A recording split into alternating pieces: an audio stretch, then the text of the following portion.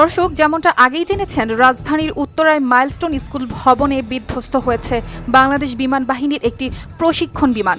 এই দুর্ঘটনায় এখন পর্যন্ত অর্ধ শতাধিক দগ্ধ হয়ে ভর্তি হয়েছেন জাতীয় বার্ন অ্যান্ড প্লাস্টিক সার্জারি ইনস্টিটিউটে। জানা গেছে এদের অধিকাংশই শিক্ষার্থী। নিহত এ পর্যন্ত ৬ জন। এদিকে পাইলট তৌকিরকে নেওয়া হয়েছে লাইফ সাপোর্টে। ২১ জুলাই সোমবার দুপুর ১টার দিকে F-7 VGI বিমানটি স্কুল ভবনের ক্যান্টিনের ছাদে আছড়ে পড়ে।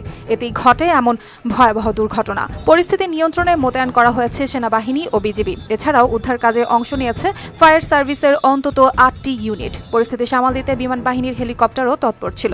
এদিকে দুর্ঘটনার পরপরই মাইলস্টোন স্কুল ও আশেপাশের এলাকায় আতঙ্ক ছড়িয়ে পড়ে।